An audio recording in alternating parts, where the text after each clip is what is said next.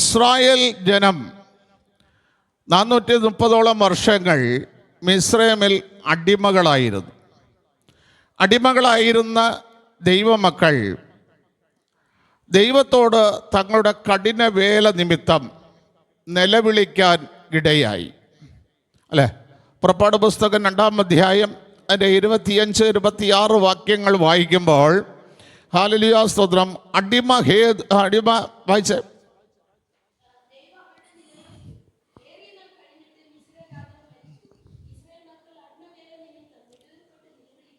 Israel മക്കൾ അടിമവേല നിമിത്തം നെടുവീർപ്പിട്ടു നിലവിളിച്ചു. അവരാദ്യമിട്ടത്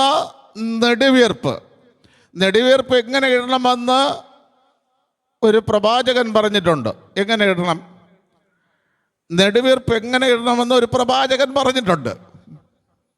എങ്ങനെ ഇടണം?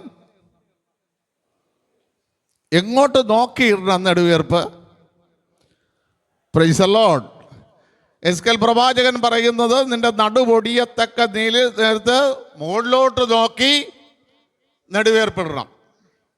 അല്ലാതെ 4 ചുറ്റും നോക്കിയിട്ട് ആളുകളടുത്ത് എന്തെങ്കിലും ദുഃഖങ്ങൾ പറഞ്ഞിട്ടല്ല നെടുവീർപ്പിടേണ്ടത്. നിന്റെ നടുപൊടിയത്തക്ക ദിനത്തിൽ. അപ്പോൾ എത്രത്തോളം വളയണം? വളഞ്ഞ് ദൈവത്തോട്ട് നോക്കി നെടുവീർപ്പിടണമെന്ന് എസ്കേൽ 21-ാം അധ്യായത്തിൽ വ്യക്തമായി നമ്മളെ പഠിപ്പിക്കുന്നു. എന്തുകൊണ്ട് നീ നെടുവീർപ്പിടുന്നു എന്ന് ചോദിച്ചാൽ, ഞാൻ സഹോദരൻ ദൈവത്തിൽ നിന്ന് ഒരു കാര്യം കേട്ടു, അതുകൊണ്ട് ഞാൻ നെടുവീർപ്പിടുന്നു. കയ്പായ ഒരു കാര്യം കേട്ടതുകൊണ്ട് ഞങ്ങൾ നെടുവീർപ്പിടുന്നു എന്നാണ് എഴുതിയിരിക്കുന്നത്. അപ്പം നെടുവീർപ്പിടേണ്ടത് സഹോദരൻ ആരോടെങ്കിലും ദുഃഖം പറഞ്ഞിട്ട് നെടുവീർപ്പിടാനല്ല, ദൈവത്തോട് നോക്കി നെടുവീർപ്പിടണം. കഠിന വേല നിമിത്തം അവർ സ്തോത്രം നെടുവീർപ്പിട്ടിട്ട് അടുത്തെന്ത് ചെയ്തു? നിലവിളിച്ചു.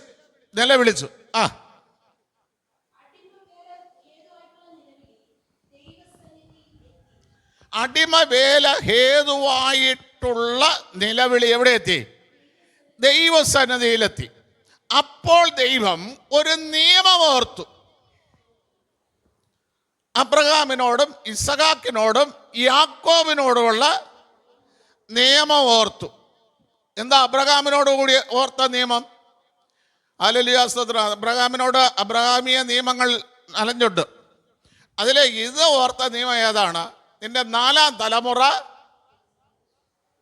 മടങ്ങി വരുമെന്നുള്ള നിയമം ഓർത്തു.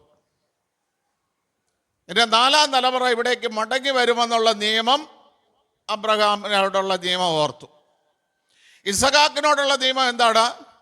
നീ സാമ്പത്തികമായിട്ട് അനുഗ്രഹിക്കപ്പെടും, ആ നിയമം ഓർത്തു. യാക്കോബിനോടുള്ള നിയമം ഏതാണ്?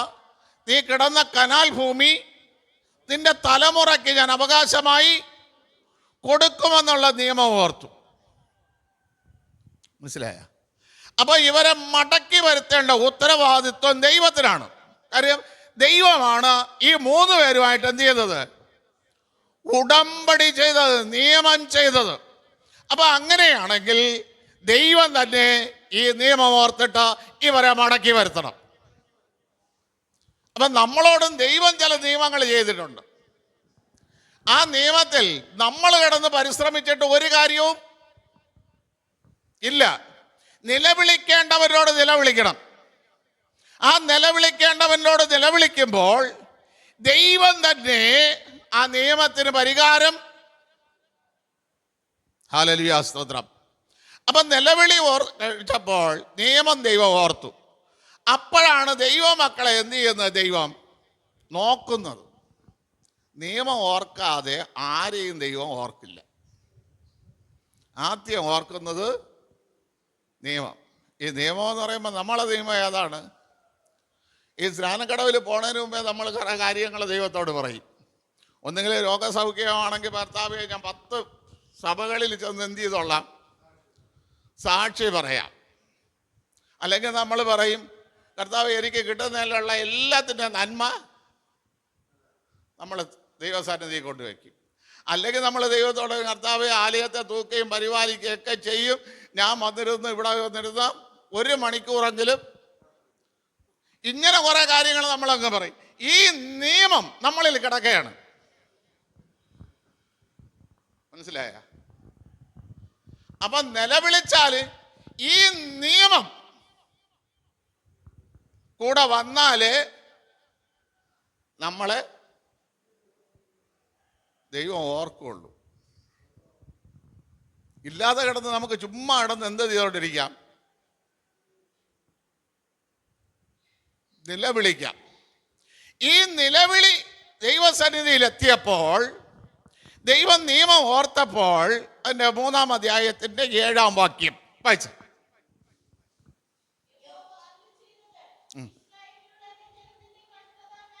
ഒന്ന്, ദൈവം എന്ത് കണ്ടു? കഷ്ടത കണ്ടു. നിലവിളി കേട്ടു. കഷ്ടത കണ്ടു, നിലവിളി കേട്ടു. അവരുടെ സങ്കടം അറിയുന്നു. 3 കാര്യങ്ങൾ ദൈവം നിയമം ഓർത്തപ്പോൾ നമ്മളത് കണ്ട്. കഷ്ടത കണ്ടു, നിലവിളി കേട്ടു, സങ്കടം അറിഞ്ഞു. അപ്പൊ നിയമം ഓർത്താലേ എന്തുള്ളൂ? ഇത് 3. ഇത് 3 ദൈവം കാണണമെന്നുണ്ടെങ്കിൽ നിയമം. പലരും നിയമത്തെ തെറ്റിച്ചിട്ട് ഹല്ലേലൂയ സ്തോത്രം പെറ്റി വാങ്ങിക്കൊണ്ടിരിക്കുകയാണ്. നമുക്കറിയാം, റോങ് സൈഡിൽ കൂടെ വണ്ടി ഓട്ടിച്ചാൽ പെറ്റി നമ്മൾ ഓട്ടിച്ചതുമല്ല, പിഴയും കൂടെ എന്ത് ചെയ്യണം? ഇതേപോലെ സഭയിൽ പറഞ്ഞ പല വിശ്വാസികളും എന്ത് ചെയ്തോണ്ടിരിക്കണം? പിഴ അടച്ചോണ്ടിരിക്കുകയാണ്. മനസ്സിലായ? വിടുതലല്ല വാങ്ങിച്ചോണ്ടിരിക്കുന്നത്, പിന്നെ പിഴ അടച്ചോണ്ടിരിക്കുകയാണ്. ഹല്ലേലൂയ സ്തോത്രം. ദൈവം ഒരുപാട് കാര്യം ഒരുപാട് നേരം സംസാരിക്കില്ല, 1-2 പ്രാവശ്യം അല്ലേ? മോശേ ഉൾപ്പടപ്പിൽ നിന്ന് 2 വിളി വിളിച്ചു അല്ലേ?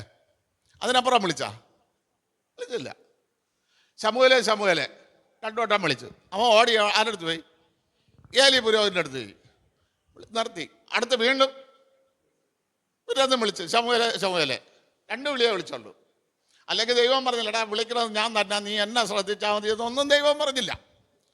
ശമൂവേൽ എവിടെ പാടി? ഏലിയുടെ അടുത്ത് പോയി. പക്ഷെ ഏലിക്ക് മനസ്സിലായി ആരാണ് വിളിച്ചത്. ദൈവം 2 വട്ടമേ വിളിക്കുള്ളൂ. 3-ാമത്തെ വട്ടം നിന്നെ തള്ളിയിട്ട് വേറൊരാളിനെ വിളിക്കും. മനസ്സിലായില്ലേ? 3-ാമത്തെ വട്ടം നിന്നെ തള്ളിയിട്ട് വേറൊരാളെ വിളിക്കും. അപ്പം 3-ാമത്തെ പ്രാവശ്യം 2-ാമത്തെ പ്രാവശ്യം ഏലി പറഞ്ഞു, ഞാനല്ല വിളിച്ചത്, ദൈവമാണ്. ഇനി നീ വിളിക്കുമ്പോൾ അടിയനിത അരുളി ചെയ്യണമേ എന്ന്. അപ്പം 2 വട്ടം വിളിച്ചിട്ട് അടുത്ത് സംസാരിക്കേണ്ട നമ്മളാണ്. ദൈവം 2 വട്ടം വിളിച്ചു, അടുത്ത് നമ്മളാണ് അങ്ങോട്ട്. എങ്കിലേ തിരിച്ച് നമ്മളോട് സംസാരിക്കൂ. ഇത് നമ്മളൊന്നും അങ്ങോട്ട് മറുപടി പറയുന്നില്ല. മറുപടി പറയാതിരിക്കുമ്പോൾ ദൈവം എങ്ങനെ തിരിച്ച് വീണ്ടും പറയും? ദൈവം എന്തരുത് നമ്മളെ വേലക്കാരനാ?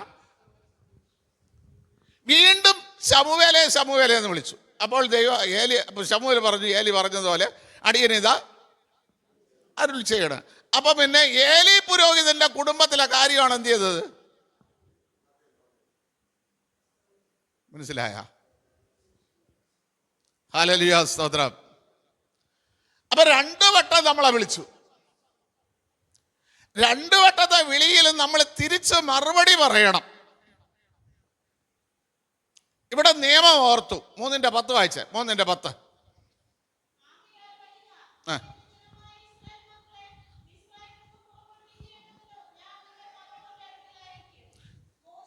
നോക്കണമേ, ഞാൻ നിന്നെ ഇസ്രായേൽ മക്കളുടെ അടിമത്തത്തിൽ നിന്ന് വിടിക്കേണ്ടത് ഞാൻ നിന്നെ ഫറവോന്റെ അടുക്കൽ അയക്കും. ഹല്ലേലൂയ സ്തോത്രം എന്ന് ആ ദൈവം മോശയോട് പറയുകയാണ്, ഞാൻ ഫറവോന്റെ ഹൃദയത്തെ കഠിനമാക്കും. 4-ാം അധ്യായം 21-ാം വാക്യം. ഹല്ലേലൂയ സ്തോത്രം.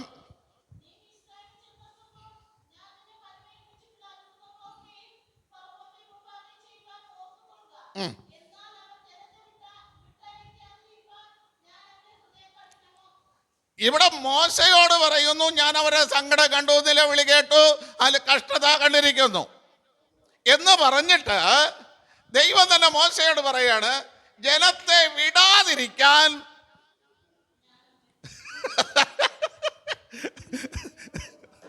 ഹല്ലേലൂയ, സ്തോത്രം. നിങ്ങൾ മനസ്സിലായിക്കോണം, ദൈവം ഇത് മൂന്നും കണ്ടിട്ട്, അല്ല നിലവിളി കേട്ടു, സങ്കടം കണ്ടു, അവിടെ കഷ്ടത കണ്ടു, ഹല്ലേലൂയ, സ്തോത്രം.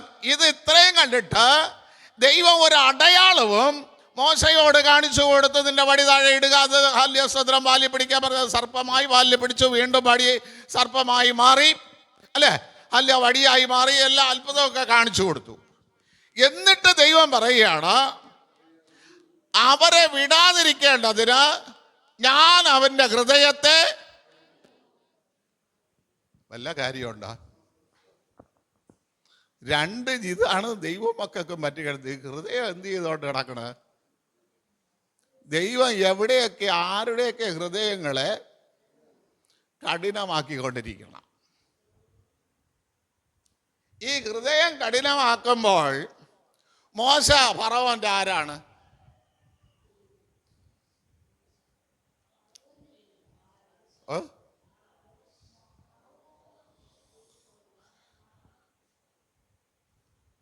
ശിവദോസ് പറഞ്ഞതാണ് ശരി. ഫറവോന്റെ ദൈവമാക്കിയാണ് മോശയെ ഫറവോന്റെ അടുക്കൽ അയക്കുന്നത്. 7-ാം അധ്യായം 1-ാം വാക്യം. എന്താക്കി അയച്ചു?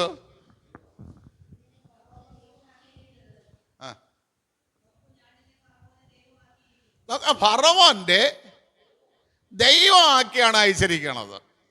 ഫറവോന് 10 ദൈവങ്ങളുണ്ട്. ആ ദൈവങ്ങളെ അത്രയും നീക്കിയിട്ട് ഇനി ആരാകണം? ദൈവം മോശയാകണം. പിടികിട്ടിയ? ഇതിനാണ് ഫറവോന്റെ ഹൃദയത്തെ എന്ത് ചെയ്യണം ദൈവം? ഈ 10 ദൈവങ്ങൾ കൊണ്ടും തനിക്കൊരു ഉപകാരമില്ല എന്ന് ഫറവോൻ മനസ്സിലാക്കണം. ഇവിടെ ദൈവത്താൽ അയക്കപ്പെട്ടവനാണ് നിന്റെ ദൈവമെന്ന് തെളിയിക്കപ്പെടണം. 2 വിഷയങ്ങൾ അവിടെ നടക്കപ്പെടുകയാണ്. പ്രിയ ദൈവമക്കളെ, നമ്മളെ ജീവിതവും ഇതുപോലെയാണ്. ഇന്നലെ വരെ ഉണ്ടായിരുന്നതല്ല ദൈവം. നിങ്ങളൊരു കുടുംബ ജീവിതം കുടുംബജീവിതത്തിനകത്ത് നമ്മളെ പെൺകുട്ടികളെ വളർത്തുന്നു, വലുതാകുന്നു, കെട്ടിക്കൊടുക്കുന്നു. അവരുടെ എല്ലാ കാര്യവും ഇന്നലെ വരെ അപ്പനും അമ്മയാണ്. അത് കഴിഞ്ഞാൽ ആരാണ്? മാറ്റം വരണം. ജീവിതത്തിനകത്ത് വിടുതലുണ്ടാകണമെങ്കിൽ മാറ്റം വന്നേ മതിയാകും. മാറ്റം വന്നില്ല എങ്കിൽ ജീവിതം വിടുതലല്ല. ഇവിടെ ഫറവോനൊരു ജീവിതം മാറ്റം ദൈവം കൊടുക്കാൻ ആഗ്രഹിക്കുന്നു. അപ്പൊ ദൈവം പറഞ്ഞു, ഞാൻ അവൻ്റെ ഹൃദയം കഠിനമാക്കും. നിങ്ങൾക്ക് കുറച്ച് വാക്യങ്ങൾ ഞാൻ പറഞ്ഞുതരാം. ദൈവം കഠിനമാക്കിയ സന്ദർഭമുണ്ട്, ഫറവോൻ കഠിനമാക്കിയ സന്ദർഭം ഉണ്ട്. ഫറവോന്റെ ഹൃദയം ഫറവോൻ കഠിനമാക്കിയ സന്ദർഭമുണ്ട്, ദൈവം കഠിനമാക്കിയ. 7-ാം അധ്യായം 13-ാം വാക്യം ഒന്ന് വായിച്ചേ.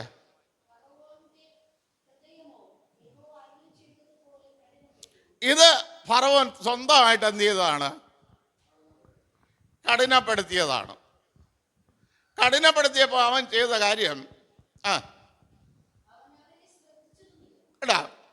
അവൻ അവരെ ശ്രദ്ധിച്ചില്ല. ആര്? മോശയും അഹരോനെയും. ഇതാണ് ദൈവമക്കളുടെ ജീവിതം.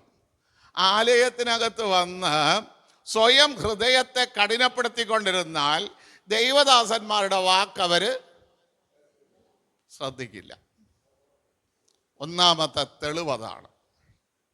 അവരുടെ ഹൃദയം എന്തായി? കഠിനപ്പെട്ടു. ഇനി അടുത്ത 15-ാമത്തെ വാക്യം വായിച്ചേ. 14 വായിച്ചേ. 14.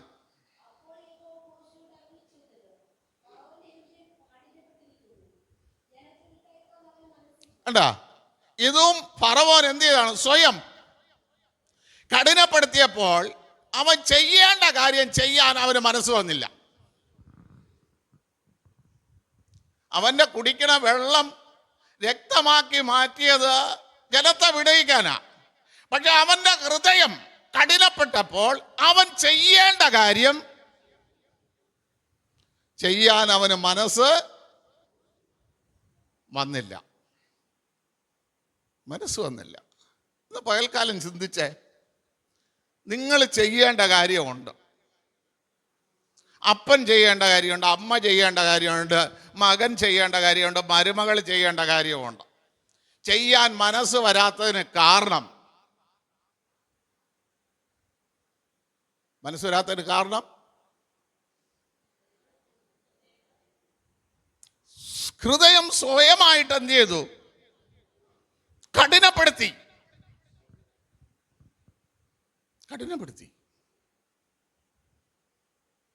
ഞാൻ പറയാം, ഏത് വാക്യം തൊട്ടിരുന്നാലും എവിടെ പോവും? ദൈവം ആദ്യം സൃഷ്ടിച്ച കുടുംബജീവിതത്തിൽ ഹല്ലേലൂയ, സ്തോത്രം. വായിച്ച 22 7 22.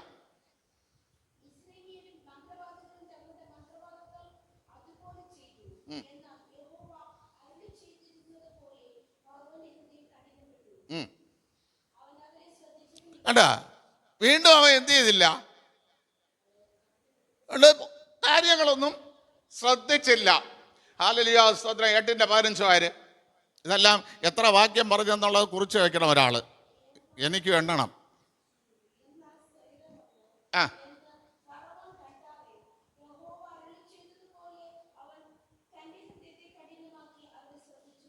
കണ്ടാ, ഒരു സ്വസ്ഥത വന്നപ്പോൾ എന്ത് ചെയ്തില്ല? ശ്രദ്ധിച്ചില്ല. 8:19.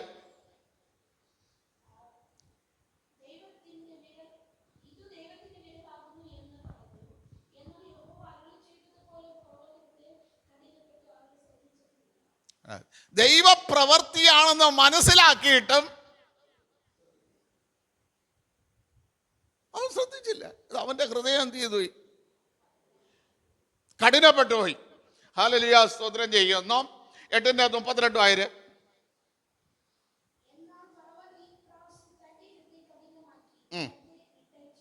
കണ്ടാ, ആരെ വിട്ടു പിരിയണോ? ഞാൻ പറയാം, നമുക്ക് ആത്മാർത്ഥമായ സുഹൃത്തുക്കൾ ഉണ്ടായിരിക്കും. ദൈവം ഒരുപാട് സമയം നമ്മളോട് ദർശനം തരികയാണ്, അവരെ വിട്ടു പിരിയണമെന്ന്. പക്ഷെ നമുക്ക് വിട്ടുപിരിയാൻ എന്തില്ല?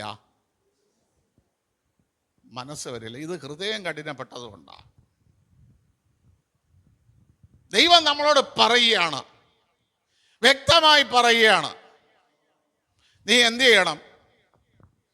അവരെ വിട്ടുപിരിയണമെന്ന്. പക്ഷെ നമ്മുടെ ഹൃദയം കഠിനപ്പെട്ടിരിക്കുന്നത് കൊണ്ട് നമ്മൾ എന്ത് ചെയ്യുന്നില്ല? വിട്ടുപിരിയില്ല. ഹല്ലേലൂയ, സ്തോത്രം. വിവാഹം കഴിയുന്ന പുരുഷനോട് ദൈവം പറയുന്നു, അപ്പനെയും അമ്മയും വിട്ട് ഭാര്യയോട് പറ്റിച്ചേരണം, വിട്ടുപിരിയില്ല. ഭാര്യയോട് പറയണം, നിന്റെ പിതൃഭവനത്തെയും മാതൃഭവനത്തെയും മറന്ന് ഭർത്താവിനോട് വിട്ടുപിരിയില്ല. ഇതെല്ലാം ഹൃദയ കാഠിന്യമാണ്. അവരോട് എന്ത് പറഞ്ഞാലും അവരെന്ത് ചെയ്യില്ല? ഹൃദയം കഠിനപ്പെട്ടു പോയി. ഹല്ലേലൂയ, സ്തോത്രം.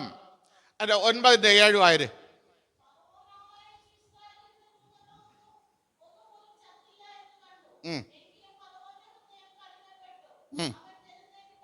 കണ്ടാ, ദൈവമക്കളുടെ കൂടാരത്തിലുള്ള മൃഗങ്ങളൊന്നും ചത്തില്ല. മിസ്രൈമ്യരുടെ കൂടാരത്തിലുള്ള മൃഗങ്ങളെല്ലാം എന്ത് ചെയ്തു? ചത്തു. എന്നിട്ടും, മരണം നടന്നിട്ടും ഫറവോന്റെ ഹൃദയം കഠിനപ്പെട്ടിരുന്നത് കൊണ്ട് ജനത്തെ എന്ത് ചെയ്തില്ല? വിട്ടയച്ചില്ല. ഹല്ലേലൂയ. 34.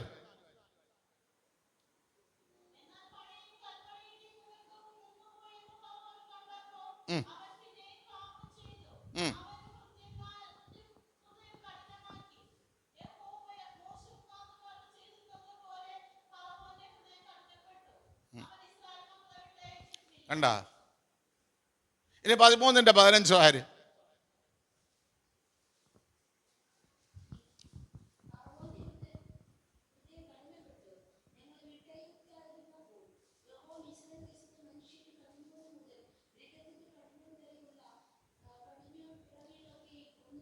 ലാസ്റ്റ് ഹൃദയം കഠിനപ്പെട്ടപ്പോൾ ദൈവം ചെയ്തത്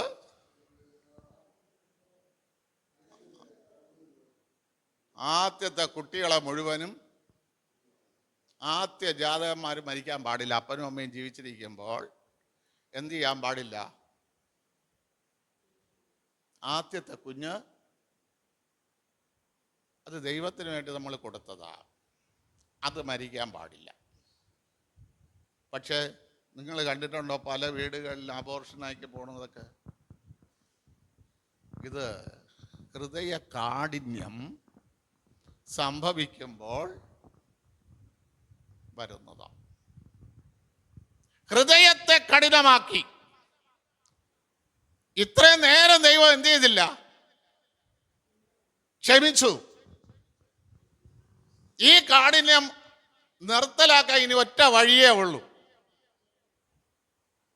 ആ വഴി അവസാനം ദൈവം ചെയ്തു. ഇനി ദൈവം കഠിനപ്പെടുത്തിയതെന്ന് വായിച്ചു നോക്കാം. ഹല്ലേലൂയ, സ്തോത്രം ചെയ്യുന്നു. 4:21 ദൈവം പറഞ്ഞതാണ്.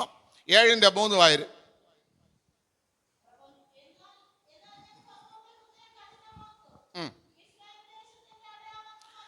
എന്തിനാണ് ദൈവം കഠിനമാക്കുന്നത്?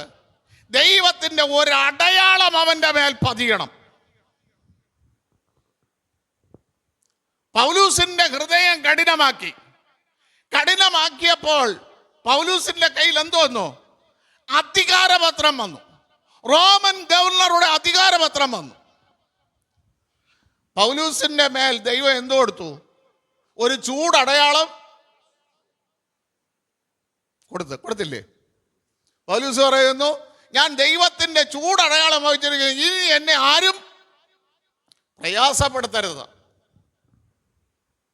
ദൈവം ഒരുത്തന്റെ ഹൃദയം കഠിനമാക്കുന്നത് ദൈവത്തിന്റെ അടയാളം അവന്റെ മേൽ പതിക്കാൻ. ഹല്ലേലൂയ, സ്തോത്രം. 9:12 വായര്.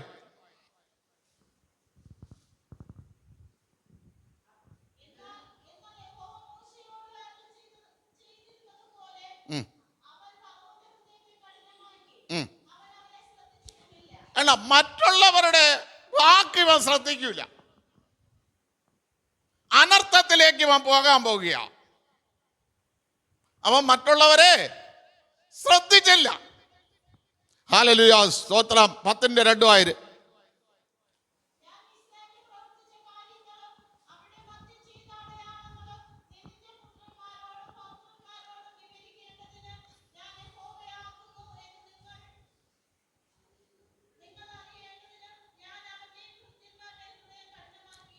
നോക്കണമേ, ദൈവത്തിന് ഇവരുടെ ഇടയിൽ അത്ഭുതം പ്രവർത്തിക്കണം. എന്ത് ചെയ്യണം? അത്ഭുതം പ്രവർത്തിക്കണം. അതിനു വേണ്ടി ഞാൻ അവന്റെ ഹൃദയം കഠിനമാക്കും. ആ അത്ഭുത പ്രവൃത്തി അവൻ വിവരിക്കില്ല, അവന്റെ തലമുറ വിവരിക്കും. അവന്റെ തലമുറ വിവരിക്കണം. അതിനു വേണ്ടി ഞാൻ അവന്റെ ഹൃദയം കഠിനമാക്കും. ഹല്ലേലൂയ, സ്തോത്രം. 10:27 ആര്.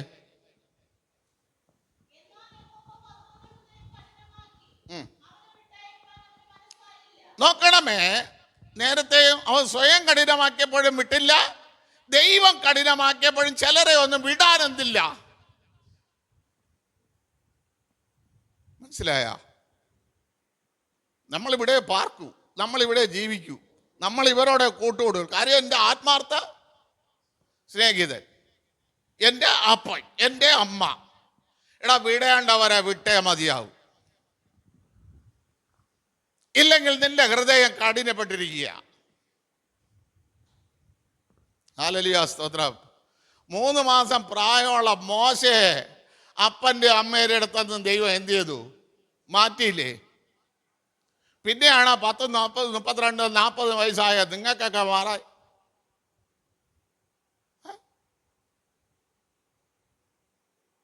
വിട്ടുപിരിയാൻ പാടെന്ത്? ദൈവം ഉദാഹരണമായിട്ട് മോശയെ കാണിച്ചില്ലേ? 3 മാസമല്ലേ അമ്മേരോടെ താമസമുള്ളൂ. 40 വർഷം അമ്മയെ കണ്ടോ? അപ്പനെ കണ്ടോ?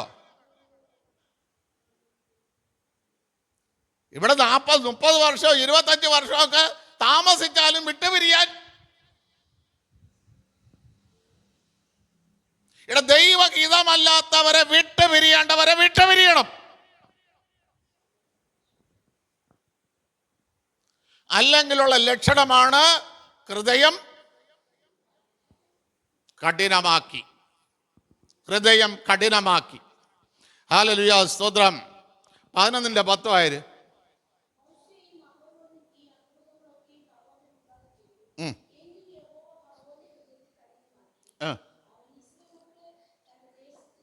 എത്ര അത്ഭുതം കണ്ടാലും ഇവരെന്ത് ചെയ്യില്ല? പഠിക്കില്ല. എത്ര അത്ഭുതം ചെയ്താലും. ഹല്ലേലൂയ, സ്തോത്രം. ഇവർക്ക് പഠിക്കണമെന്നുള്ള ഒരു താല്പര്യവും ഉണ്ടാകില്ല. ഹല്ലേലൂയ, സ്തോത്രം. 14:4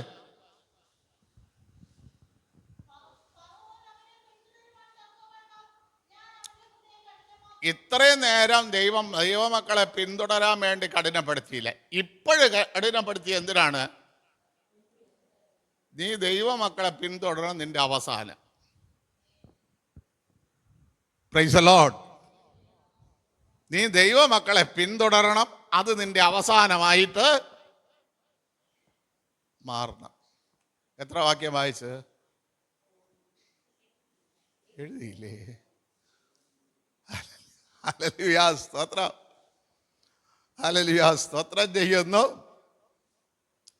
ദൈവം കഠിനപ്പെടുത്തിയപ്പോൾ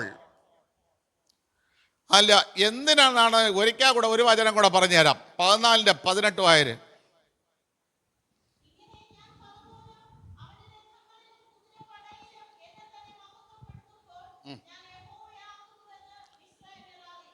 അപ്പം ദൈവത്തിന് ആ കഠിനപ്പെട്ടവന്റെ മേൽ ദൈവിക മഹത്വം വെളിപ്പെടുത്തണം.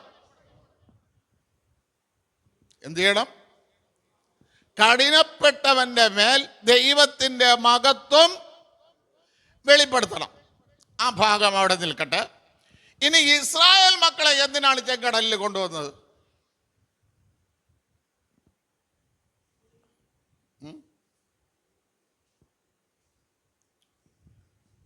ദൈവമക്കൾ ചെങ്കടലിന്റെ മുമ്പിൽ വന്നിട്ട് പറയുന്ന ഒരു വാക്ക് എന്താണ്?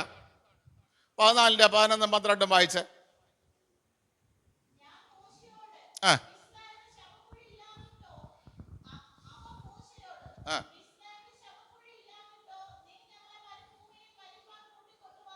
കേട്ടാ, ഇവരെ ജീവിതത്തിൽ ഇവർ പറഞ്ഞ വാക്കുണ്ട്. ആദ്യമായിട്ട് പറയുകയാണ്,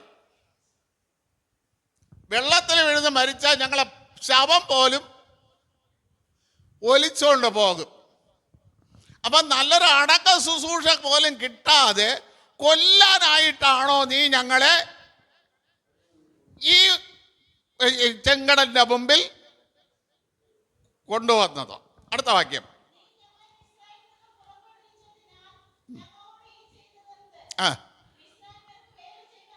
നോക്കണമേ, സഭയിൽ വന്ന ജനം ഞായറാഴ്ചയും ഉപവാസ പ്രാർത്ഥനയിലും എവിടെ പോകാൻ ആഗ്രഹിക്കുന്നു?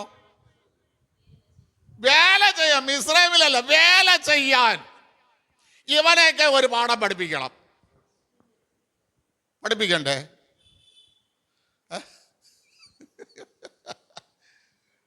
പഠിപ്പിക്കണോ? പഠിപ്പിക്കണ്ടേ? വേലയ്ക്ക് പെയ്യവർ പറയും പഠിപ്പിക്കണ്ടെന്ന്, വേലയ്ക്ക് പോകാത്തവർ പറയും പഠിപ്പിക്കണമെന്ന്, പാസ്റ്റർക്ക് പറയാൻ പഠിപ്പിക്കണമെന്ന്. കാര്യം പാസ്റ്റർ വേലയ്ക്ക് പോകണില്ലല്ല. അപ്പൊ പാസ്റ്റർ ഇന്ന് ഒഴിഞ്ഞിരിക്കും. അതുകൊണ്ട് പാസ്റ്റർക്ക് പറയാം. പക്ഷെ എൻ്റെ ആഗ്രഹമൊന്നും അല്ല, ദൈവത്തിൻ്റെ ആഗ്രഹമാണ് ഞാൻ പറയുന്നത്. ഇവിടെ കൊണ്ടുവന്ന് ദൈവമക്കളെ പാഠം പഠിപ്പിക്കാനൊന്നുമല്ല. അത് ഞാൻ അടുത്ത് പറഞ്ഞു തരാം. ഹല്ലേലൂയ, സ്തോത്രം. വേലയ്ക്ക് പോയവരെ പഠിപ്പിക്കാനൊന്നുമല്ല. കാരണം എന്തെന്നറിയാമോ? നമ്മുടെ സാഹചര്യം ദൈവത്തിനറിയാം. അല്ലേ? നമ്മുടെ സാഹചര്യം നന്നായിട്ട് ദൈവത്തിനറിയാം. ഈ സാഹചര്യം ഉണ്ടായിരുന്നിട്ടും ദൈവസഭയിൽ വരാത്തവരെയും ദൈവത്തിനറിയാം. സാഹചര്യം ഇല്ലായിട്ട് അവർ വരാത്തതാണെന്നും ദൈവത്തിന് നന്നായിട്ടറിയാം. അത് നിങ്ങൾക്ക് വേണമെങ്കിൽ ഒരു വാക്യം ഞാൻ പറഞ്ഞു തരാം. സങ്കീർത്തന പുസ്തകം 103 11-12 വാക്യം ഒന്ന് വായിച്ചേ.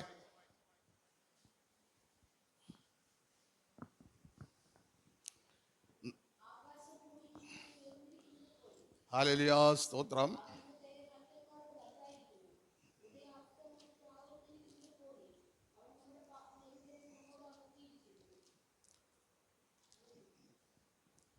നാം പൊടിയാണെന്നും ആ വാക്യം ഒന്ന് വായിച്ചേ. കേട്ടാ, നാം പൊടിയാണെന്ന് അവന് നന്നായിട്ട് അറിയാം. നമ്മുടെ പ്രകൃതിയും ദൈവത്തിന് നന്നായിട്ട് അറിയാം. ആ പൊടിയാണെന്ന് ഓർക്കുന്ന ദൈവം നമ്മളോട് കാണിക്കുന്ന ഒരു കരുണയുണ്ട്. അതിന്റെ മുകളിലത്തെ വാക്യം കണ്ടാ, നമ്മുടെ അവസ്ഥ മനസ്സിലാക്കിയിട്ട് ദൈവത്തിന് നമ്മളോട് തോന്നുന്ന കരുണ എന്തെന്ന് ചോദിച്ചാൽ അപ്പന് മക്കളോട് തോന്നുന്ന കരുണ.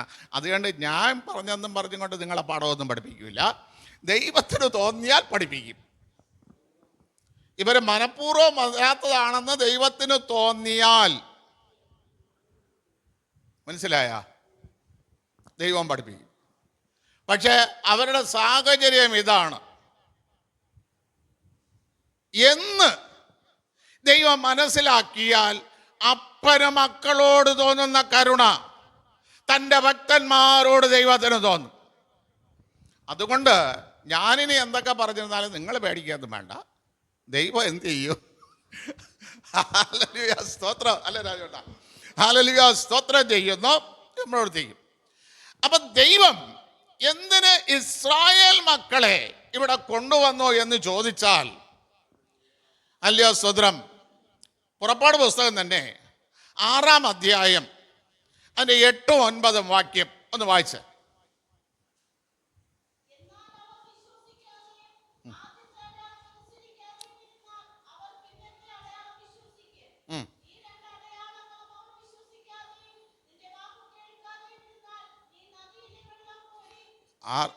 ആറിൻ്റെ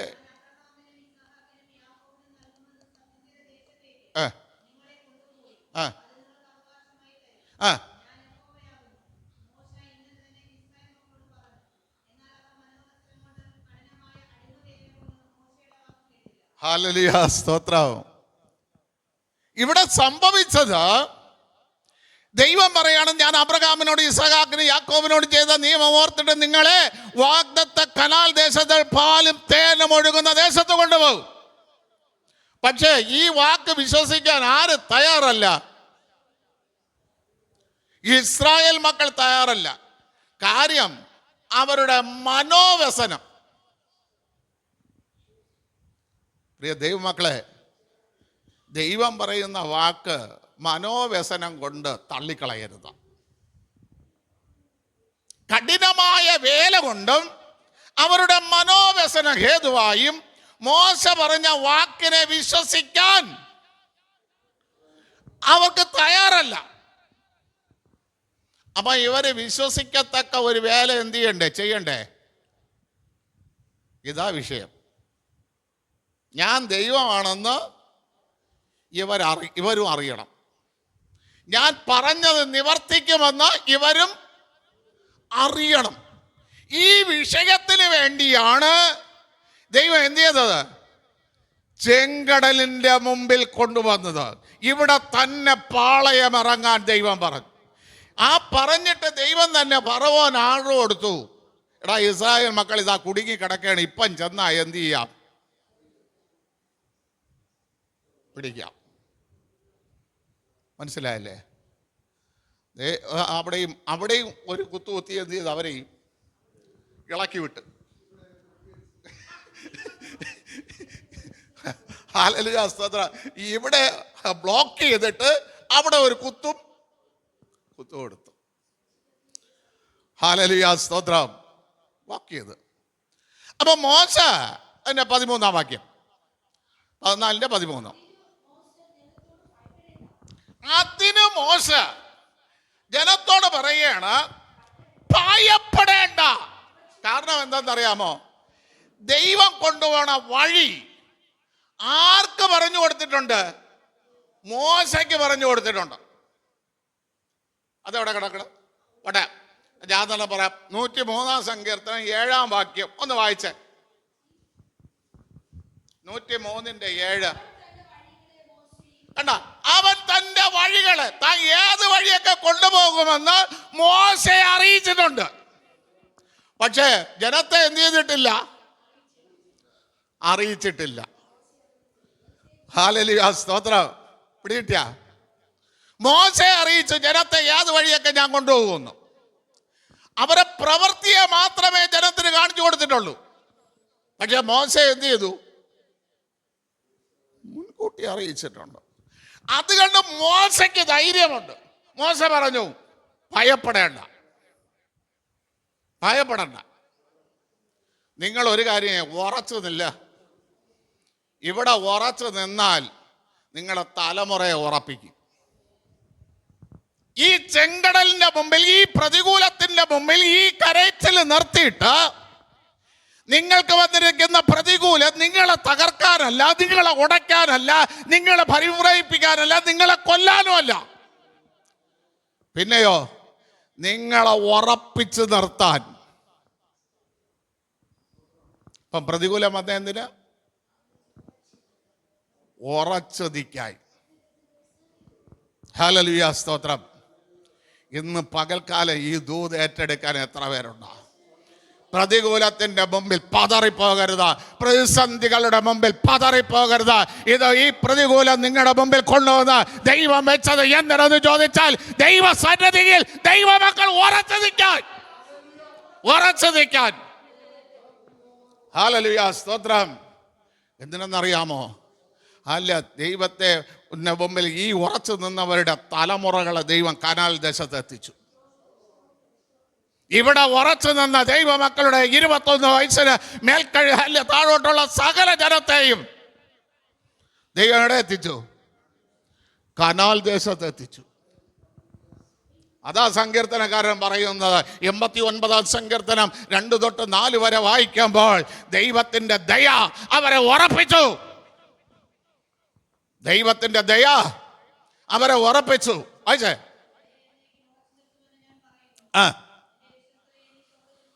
നോക്കണമേ, ദൈവത്തിന്റെ ദയയിൽ നമ്മൾ ഉറച്ചാൽ നമ്മളെ സ്ഥിരമാക്കുന്ന ഒരു സ്വർഗമുണ്ട്. അവരെ സ്ഥിരമാക്കും. അടുത്ത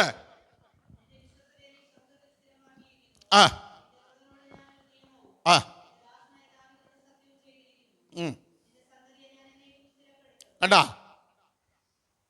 ഹല്ലേലൂയ. ഈ വൃതൻ ആരാ പ്രിയ ദൈവങ്ങളെ? ഈ വൃതൻ ആരാ? ഈ വൃതൻ ആരാ? കർത്താവിന്റെ രക്തത്താൽ തളിക്കപ്പെട്ട ഞാനും നിങ്ങളും. 1 പത്രോസിന്റെ ലേഖനം 1-ാം അധ്യായം 1-ാം വാക്യത്തിൽ പറയുകയാണ്, അല്ല, കർത്താവിന്റെ രക്തത്താൽ തളിക്കപ്പെട്ട സകല വൃതന്മാർക്ക് ഞാനിത് എഴുതുന്നു. അപ്പൊ ഈ വൃതൻ ആരാ? ഞാനും നിങ്ങളുമാ. നമ്മളോടാ നിയമം ചെയ്തിരിക്കുന്നത്. എന്ത് നിയമം? വായിച്ച വൃതന്മാർക്കും നിന്റെ സന്തതിയെ ഞാൻ എന്ത് ചെയ്യും? സ്ഥിരപ്പെടുത്തും.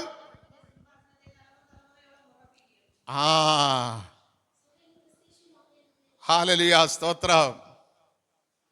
നിന്റെ തലമുറയായിട്ട് ഞാൻ എന്ത് ചെയ്യും? ഉറപ്പിക്കും. നീ ഈ പ്രതികൂലത്തിന്റെ മുമ്പിൽ ഉറച്ചു നിന്നാൽ ഞാൻ അത് ചെയ്യും. പിടികിട്ടിയ? ഹല്ലേലൂയ, സ്തോത്രം. നീ ഉറയ്ക്കണം. പ്രതികൂലം കൊണ്ട് ചാഞ്ചാടി പോകരുത്. പ്രതികൂലത്തിന്റെ മുമ്പിൽ പതറിപ്പോകരുത്. ഒരു പിടി ആഹാരത്തിന് വേണ്ടി ചെന്ന ദൈവമക്കളെ അടിമയാക്കി, ഇല്ലേ? അല്ല, മോഹന വാക്ക് പറഞ്ഞു, നിങ്ങളെ കുഞ്ഞുകുട്ടികളെ ഞാൻ പോറ്റി പുലർത്താമെന്ന് പറഞ്ഞു. അവസാനം അവിടുത്തെ അടിമകളാക്കി. ഇതിന്റെ മുമ്പിൽ നീ പതറരുത്.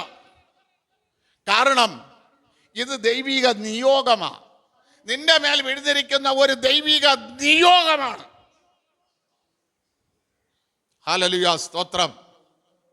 ഇതിന്റെ മുമ്പിൽ പതറരുത്. ഹല്ലേലൂയ, ഉറച്ചു നിൽക്കണം. അടുത്ത ഉറച്ചു നിൽപ്പീൻ. നോക്കണമേ, ദൈവം ഇന്ന് ചെയ്യാനിരിക്കുന്ന രക്ഷയെ നിങ്ങൾ എന്ത് ചെയ്യണം? കാണണം. എന്ത് രക്ഷയാ ചെയ്തത്? പറ. എന്ത് രക്ഷയാ ചെയ്തത്?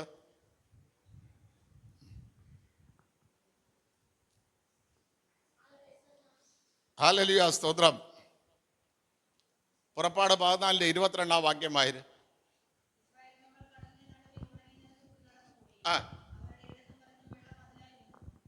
ഇടത്തും വലത്തും വെള്ളത്തെ എന്താക്കി നിർത്തി? മതിലാക്കി മാറ്റി. ഇവരിപ്പൊ നിലവിളിച്ചത് എന്തിനാണ്? ഞങ്ങൾക്ക് ശവക്കുഴി ഇല്ല എന്നിട്ടാണ് ഈ കടലിൽ മുക്കി കൊണ്ടുവരാൻ, കൊല്ലാൻ കൊണ്ടുവന്നതെന്ന്. ദൈവം എന്ത് ചെയ്യാണ്? ആ വെള്ളത്തെ അവർക്ക് ഇടത്തും വലത്തും മതിലാക്കി. എന്താ ഇടത്തും വലത്തും മതിലാക്കിയതാ? എന്തിനാണ് ഇടത്തും വലത്തും മതിലാക്കിയതാ? വായന സാദൃശ്യവാക്യം 3:16. വേഗത്തിൽ വായന. സദൃശ്യവാക്യം 3:16. അതിന്റെ വലതുഭാഗത്ത് എന്തുണ്ട്? ഇവര് ചോദിച്ചത് മരിക്കാനാണ് കൊണ്ടുവന്നതെന്ന്. എടാ, ദീർഘായുസ് തരാനാ ദൈവം കൊണ്ടുവന്നത്, മരിക്കാനല്ല. മനസ്സിലായ? നീ ഉദ്ദേശിക്കുന്ന കാര്യത്തിനല്ല ദൈവം ഈ പ്രതികൂലത്തിൽ നിന്നെ കൊണ്ടുവന്നത്. നീ ചിന്തിക്കാണ് മരിക്കാൻ കൊണ്ടുവന്നത്. മരിക്കാനല്ല, ദീർഘായുസ് തരാനാ. പകൽക്കാലം അങ്ങനെ എന്തെങ്കിലും ചിന്തയുണ്ടെങ്കിൽ എന്ത് ചെയ്യണം? ഈ പ്രതികൂലം വന്നത് നിന്നെ കൊന്ന് കുഴിച്ചുകൂടാനല്ല, നിനക്ക് ദീർഘായുസ് തരാൻ. 2, നിന്റെ ഇടം കൈയിൽ. പണ്ടുള്ളവർ പറയും, ഒരു വീട്ടില് 5 പേരുണ്ടെങ്കിൽ 5 പേർക്കും ചിക്കൻ ബോക്സ് വന്നു കഴിഞ്ഞാൽ ഒരു അനുഗ്രഹം വന്നു.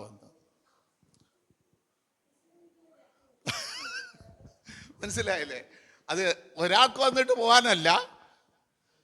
വീട്ടിലുള്ള 5 പേരുണ്ടെങ്കിൽ 5 പേർക്കും വന്ന് കുളിക്കുമ്പോൾ അടുത്തൊരു അനുഗ്രഹം. അവർ വേദന, ഞരമ്പുകളിൽ ചിക്കൻ ബോക്സ് വന്ന് ചൊറി പൊങ്ങിയിട്ടുള്ളവർക്ക് അറിയാം അതിൻ്റെ വേദന. അത്രയും വേദന സഹിച്ച് കുളിച്ച് എണീക്കുമ്പോൾ അടുത്തൊരു നന്മ അവരെ തേടി വരുമെന്ന്. മനസ്സിലായ? അതുപോലെ ഈ കഷ്ടത വന്നത് എന്തിനാണ്? നന്മ ദീർഘായുസ് തരാനും ധനവും മാനവും തരാൻ എന്ന് പറഞ്ഞ് നമ്മൾ എന്ത് ചെയ്യണം? ഉറയ്ക്കണം. ദൈവസന്നിധിയിൽ നമ്മൾ ഉറയ്ക്കണം. ഈ കഷ്ടത എന്നെ തകർക്കാനല്ല, ഈ കഷ്ടത എന്നെ ഉടയ്ക്കാനല്ല, ഈ കഷ്ടത വന്നത് എനിക്ക് ഗുണമാക്കും. കഷ്ടത വന്നത് എനിക്ക് ഗുണമായി. എന്തിനു ഗുണമായി? അവന്റെ കൽപ്പനകളെ പഠിക്കാൻ ഗുണമായി. കഷ്ടതയുടെ മുമ്പിൽ നിൽക്കുമ്പോഴാ ദൈവത്തിന്റെ കൽപ്പനയെ പഠിക്കേണ്ടത്. അത് ദൈവം ഗുണമാക്കി മാറ്റും. അടുത്ത രക്ഷയെ കണ്ടുകൊള്ളുവിൻ.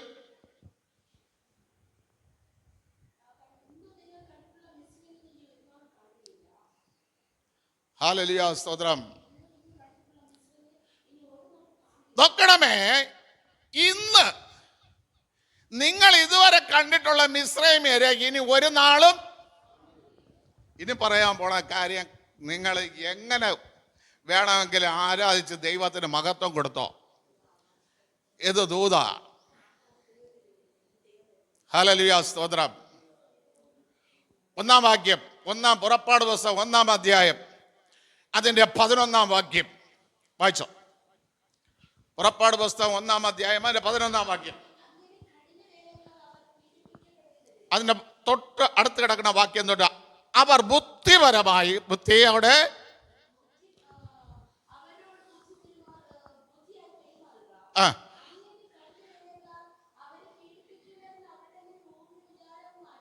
നോക്കണമേ, ഏത് മിസ്രൈമ്യരെ നിങ്ങൾ കാണാതിരിക്കാൻ പോണത്? ബുദ്ധിയോടെ പ്രവർത്തിച്ച് നിങ്ങളെ കഠിന ഭാരത്തിലേക്ക്, കഠിന വേലയിലേക്ക് തള്ളിയിട്ട് മിസ്രൈമ്യരെ നിങ്ങൾ ഇനി ഒരു നാളും കാണില്ല എന്ന് അവർ ബുദ്ധിപരമായിട്ട് എന്ത് ചെയ്തു? പെരുമാറി.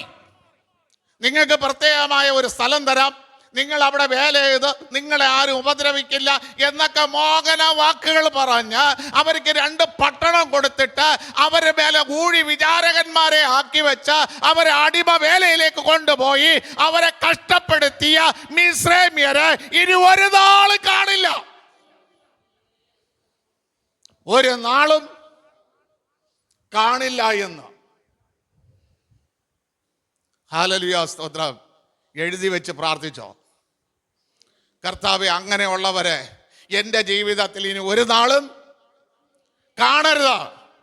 ഈ പ്രാർത്ഥന കഴിയുമ്പോൾ, ഈ യാചന കഴിയുമ്പോൾ എൻ്റെ ജീവിതത്തെ കഠിനപ്പെടുത്തിയ, എൻ്റെ ജീവിതത്തെ വേദനിപ്പിച്ച, എൻ്റെ നന്മകളെ കൊള്ളയിട്ട് കൊണ്ടുപോയ ആ ദുഷ്ടമായിരിക്കുന്ന മിസ്രൈമ്യരെ ഇനി ഒരു നാള് കാണാതെ വേണം എന്നിൽ നിന്ന് തുടച്ചു മാറ്റണം.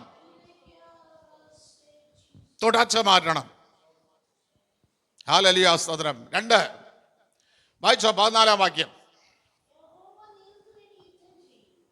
അതല്ല, ഹല്ലേലൂയ സ്തോത്രം 1-14.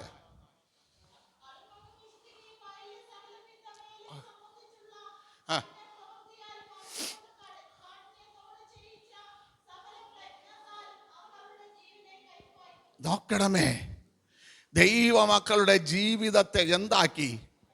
കയ്പാക്കി.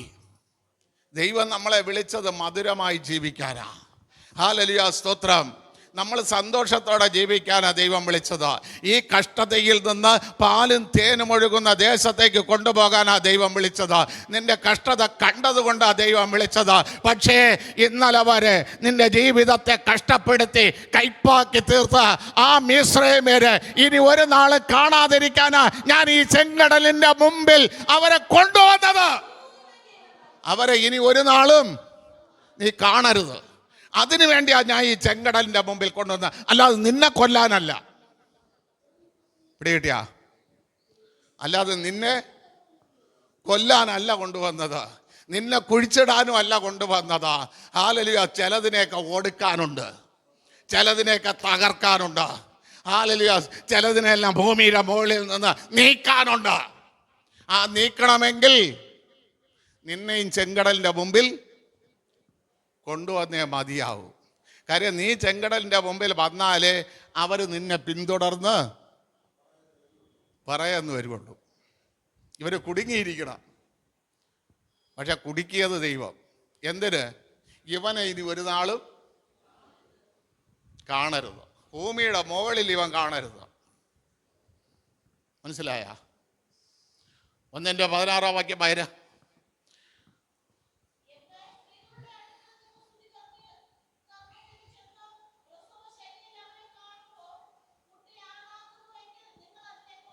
കണ്ട, ആൺ തലമുറകളുടെ ഭാവിയെ നശിപ്പിച്ചു കൊണ്ടിരുന്ന ഫറവോന്റെ ആധിപത്യം. ആൺ തലമുറകൾ ഒന്നും എന്ത് ചെയ്യരുത്? രക്ഷപ്പെടരുത്. അവരുടെ അധികാരം അവർക്ക് പുറത്തു കൊണ്ടുവരാൻ കഴിയരുത്. അവരെ കൊല്ലണം, അവരെ നശിപ്പിക്കണം എന്ന് പറയുന്ന ഫറവോന്യ ശക്തി ഇനി നീ കാണരുത്, ഇനി നീ കാണരുത്. ഹല്ലേലൂയ സ്തോത്രം. മനസ്സിലായ? അതിനാ നിന്നെ ഈ കഷ്ടതയിൽ കൊണ്ടുവന്നത്. എടാ, ആൺകുഞ്ഞുങ്ങൾ അപ്പനും അമ്മയ്ക്ക് സഹായമായി തീരേണ്ടതാ. അത് ജനിക്കരുത്, അതിനെ തടയണം, അതിനെ തടയണം.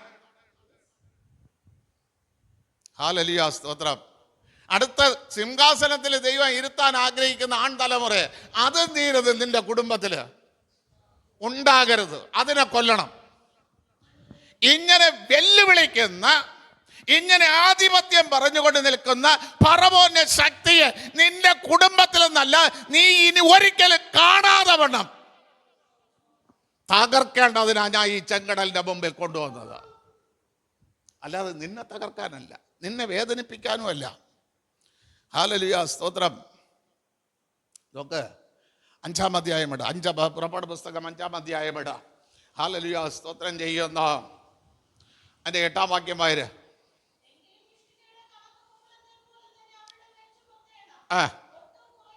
ഒട്ടും കുറയ്ക്കരുത്.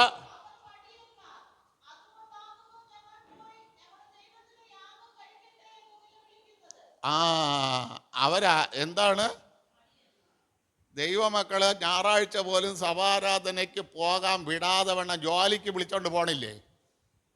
ജോലിക്ക് പോണ്ട എങ്കിലും എന്ത് ചെയ്യാണ്? ഞായറാഴ്ച ലോകം മുഴുവനും ഏത് ദിവസം? അവധി ദിവസം. ഇന്ത്യക്കകത്ത് മാത്രമല്ല, കേരളത്തിനകത്ത് മാത്രമല്ല, 5 വൻകരകളിലും അവധി ദിവസമാണ് ഞായറാഴ്ച. ഈ ദിവസം പോലും ജോലി കൊടുത്ത് ജനത്തിനെ ആ ആരാധനയ്ക്ക് വിടാതെ വേണം തടയുന്നില്ലേ? അവ ഇനി ഒരിക്കലും നിന്റെ ജീവിതത്തിൽ കടന്നു വരരുത്. ഹല്ലേലൂയ, സ്തോത്രം. ഇവർ മടിയന്മാരാണ്. അതുകൊണ്ടാണ് ഇവർ ആരാധനയ്ക്ക് പോണത്. ആ ദിവസം എന്ത് ചെയ്യണം? ആ ദിവസം കൂടെ എനിക്ക് അവരെ മുതലാക്കണം എന്ന് പറഞ്ഞ ദൈവമക്കളെ മടിയനെന്ന് പറഞ്ഞ് ആരാധനയ്ക്ക് വിടാതിരിക്കുന്ന ദുഷ്ടശക്തിയെ ഇനി നീ കാണരുത്. ഇനി നീ കാണരുത്.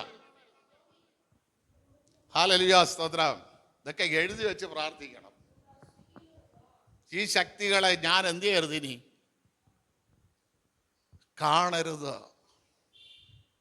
ഞാനിനി കാണരുത്. ഹല്ലേലൂയ, സ്തോത്രം. ദൈവം വാക്ക് തരിക, ഈ മിസ്രൈമ്യരെ ഇനി നീ ഒരു നാളും കാണുകയില്ല. ഒരു നാളും കാണുകയില്ല. നിന്നെ ഈ കഷ്ടതയിൽ ഞാൻ കൊണ്ടുവന്നതിന് കാരണം അതാ. അതിന്റെ 12-ാം വാക്യമാര്.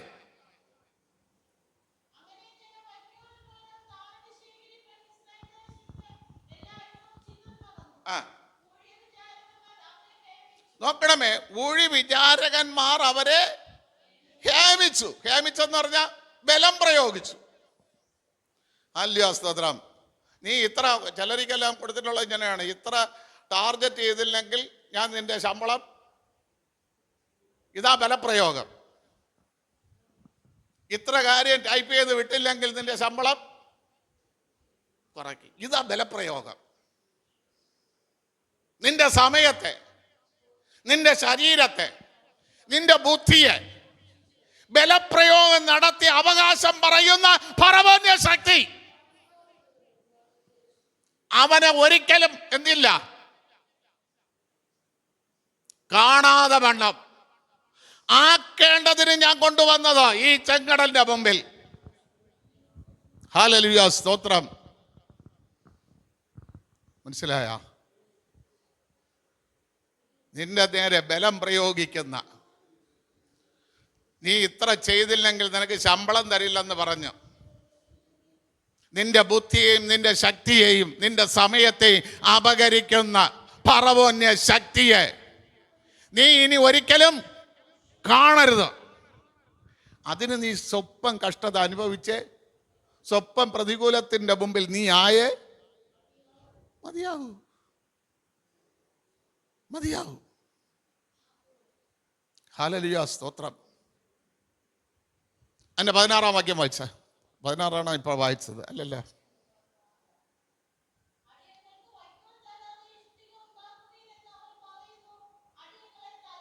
കേട്ടാ, എന്ത് ചെയ്യുന്നു? അടിക്കുന്നു, തല്ലുന്നു. അതിനു മുമ്പ് ഒരു വാക്യം ഉണ്ടല്ലോ, അടിച്ചു എന്ന 14.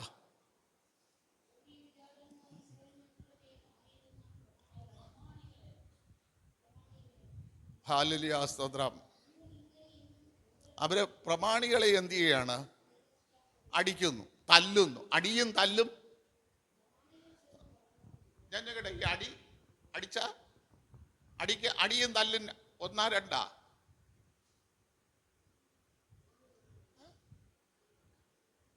അടിയും തല്ലും ഒന്നാ രണ്ടാ? രണ്ടും രണ്ടെണ്ണ. അടി മാഞ്ഞു പോവും, തല്ല് കല്ലിച്ച് കിടക്കും, രക്തം കട്ട പിടിച്ച് കിടക്കും തല്ലല്. അത് പിന്നെ ക്യാൻസർ രോഗത്തിൽ പോകും. മനസ്സിലായേ? ഒരു അടിയടിച്ചാൽ അത് മാഞ്ഞു പോകും. അത് അപ്പോഴത്തെ വേദനയേ ഉള്ളൂ. ആ വേദനയിലും നീ ജോലി ചെയ്തില്ല എങ്കിൽ അടുത്ത എന്ത് ചെയ്യുന്നു? തല്ലുന്നു. അത് നിന്റെ ജീവനെ വെല്ലുവിളിക്കുന്നു. വെല്ലുവിളിച്ച് നിൽക്കുന്ന മിസ്രൈമ ശക്തിയെ നീ ഇനി ഒരിക്കലും കാണരുത്. അതിനു വേണ്ടിയാ ഇവിടെ കൊണ്ടുവന്നത്. മോശ ധൈര്യത്തോടെ ആരടുത്ത് പറയുകയാണ്? ദൈവമക്കളടുത്ത് പറയുകയാണ്, നിങ്ങളെ കുഴിച്ചു മൂടാനല്ല കൊണ്ടുവന്നത്, നിങ്ങൾക്ക് ശവപ്പെട്ടി വാങ്ങാനുമല്ല. പിന്നെയോ, ഈ മിസ്രൈമിയ ശക്തിയെ ഇനി ഒരിക്കലും നിങ്ങൾ കാണാൻ ഇടയാകരുത്. ഹല്ലേലൂയ, സ്തോത്രം. മനസ്സിലായ? ഇതിനു വേണ്ടിയാണ് ഞാൻ ഇവിടെ കൊണ്ടുവന്നത്. അടുത്ത പുറപ്പാട് 14:14 നോക്കണമേ, ദൈവം നിങ്ങൾക്ക് വേണ്ടി യുദ്ധം ചെയ്യും. ചെങ്കടല് വിഭജിച്ചതിനെ കുറിച്ച് 10 സ്ഥലത്ത് 10 രീതിയിൽ പറഞ്ഞിട്ടുണ്ട്. ഇവിടെ മാത്രമല്ല, 10 സ്ഥലത്ത് 10 രീതിയിൽ പറഞ്ഞിട്ടുണ്ട്.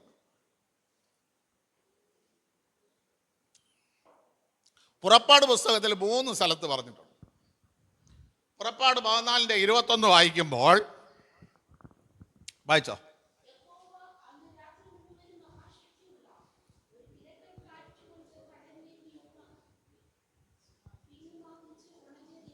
നോക്കണമേ, ഈ വെള്ളം എവിടെ പോയി?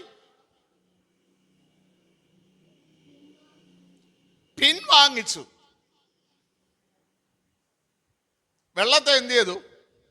മടക്കി വരുത്തിച്ചു. വെള്ളം ഏതൊക്കെ രീതിയിൽ വന്നു? പ്രതികൂലം എവിടെ നിന്നെല്ലാം വന്നു? നോഹയുടെ പെട്ടക സമയത്ത് വെള്ളം എവിടെ നിന്നെല്ലാം വന്നു? നീരുറവകൾ, ആകാശത്തുനിന്ന് ഉറവകളും തുറന്നു. ആഴീര ഉറവകൾ, ഭൂമിയിലെ ഉറവകൾ, ആകാശത്തുനിന്ന്. ആകാശത്തുനിന്ന് വന്ന വെള്ളത്തെ മതിൽ പോലെ നിർത്തി. താഴോട്ടെന്ന് പൊങ്ങി വന്ന വെള്ളത്തെ താഴോട്ട് തന്നെ ദൈവം എന്ത് ചെയ്ത്? മനസ്സിലായ? പ്രതികൂലം 3 സൈഡിൽ നിന്ന് വരും. നമ്മൾ പാർക്കുന്ന ഭൂമിയിൽ നിന്ന് വരും, ഭൂമിയുടെ അടിയിൽ പാതാളത്തിൽ നിന്ന് വരും, ആകാശത്തിൽ നിന്ന് വരും. ആകാശത്തിൽ നിന്ന് വരുന്ന ദുഷ്ടാത്മശക്തികൾ, അല്ലെ പൗലോസ് പറഞ്ഞത്? വാഴ്ചകളും അധികാരങ്ങളും. അതിനെ എന്ത് ചെയ്തു? ചിറ പോലെ നിർത്തി. താഴേന്ന് വന്ന വെള്ളത്തെ താഴോട്ട് തന്നെ ദൈവം പ്രതികൂലത്തെ നമുക്ക് സംരക്ഷണമാക്കി മാറ്റുന്ന ദൈവം. മനസ്സിലായ? അല്ല, ഫിലിപ്പിയുടെ കൈസറിൽ നിന്നുകൊണ്ടാ കർത്താവ് പറഞ്ഞത്, എടാ നീ എത്ര പറഞ്ഞിരുന്നാലും കൈസറെ, ഞാൻ എൻ്റെ സഭയെ പണിയും. കൈസറെ, നീ ഏത് അധികാരം കൊണ്ടുവന്നാലും ഞാൻ വന്നത് എൻ്റെ സഭയെ പണിയാൻ. അത് ഞാൻ പണിയുക തന്നെ ചെയ്യും. മനസ്സിലായ? അത് ഞാൻ പണിയുക തന്നെ ചെയ്യും. 2:15-4 വരെ.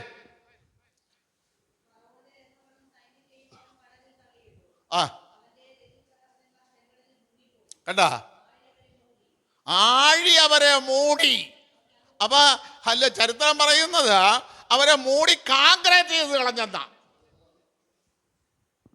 ഫറവോനെയും സൈന്യത്തെ എല്ലാം തള്ളിയിട്ട് ഈ തള്ളിയിട്ടയിൽ നിന്നാണ് ആളുകളെ ഇട്ട് വാർത്താൽ ബലം കൂടുമല്ലെന്ന് മനസ്സിലാക്കിക്കൊണ്ട് ചില ശവങ്ങളെ ഇട്ട്,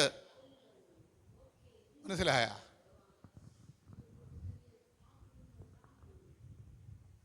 ഡാം പണിയാനൊക്കെ എടുക്കണത്. ബലം കൂടുതൽ കിട്ടും. അത് ഇതിലൊന്ന് വെയ്യതാ. ഇസ്രായേൽ മക്കൾ നടന്നു പെയ്യിട്ട് ഈ ശവത്തിന്റെ പുറത്തൂടെ പെയ്യിട്ടുണ്ടല്ലോ, അത് കാൺക്രീറ്റ് മൂടിക്കൊടുത്തു. ഹല്ലേലൂയ, സ്തോത്രം. പിടികിട്ടിയ അങ്ങനെ അവരെ തള്ളിയെന്ന ഒരു ഭാഗം. അതിന്റെ 10-ാം വാക്യം, 15:10.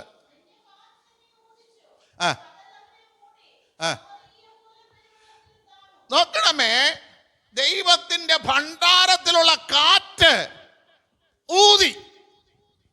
അപ്പോൾ അവർ ഈയം പോലെ എന്ത് ചെയ്തു? ഒരു ഹാല്യാസ്തോത്രം ചെയ്യുന്ന ഇവരെ ഈയമാക്കി മാറ്റി. കനമുള്ള ഒന്നും വെള്ളത്തിന്റെ മീതെ കിടക്കൂല.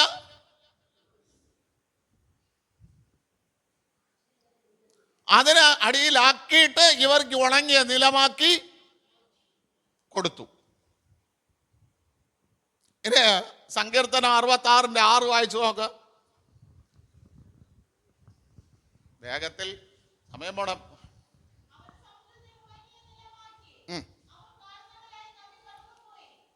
ഹല്ലേലൂയ, സ്തോത്രം. സമുദ്രത്തെ എന്താക്കിയെന്ന്? ഉണങ്ങിയ നിലമാക്കി. അത് എങ്ങനെയാണെന്നൊന്നും അവിടെ പറഞ്ഞിട്ടില്ല.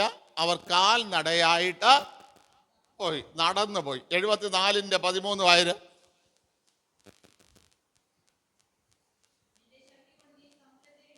ദൈവത്തിന്റെ ശക്തി കൊണ്ട് സമുദ്രത്തെ എന്ത് ചെയ്തു? വിഭാഗിച്ചു. അതായത് സമുദ്രത്തിന്റെ ഗർവം അടക്കാൻ ദൈവത്തിന് കഴിയുമെന്ന് സങ്കീർത്തനം 89 വായിക്കാൻ കഴിയും. അവൻ തിരമാലകളുടെ ഗർവത്തെ അടക്കി. അത് ദൈവത്തിന്റെ ശക്തിയാ. ആ ശക്തി കൊണ്ട് സമുദ്രത്തെ എന്ത് ചെയ്തു? ഒന്നുകൂടെ വായിച്ചേ. രണ്ടായിട്ട് വിഭാഗിച്ച ചിറ പോലെ നിർത്തി. ഹല്ലേലൂയ, സ്തോത്രം. അതിന്റെ 78:13 വായിച്ചേ.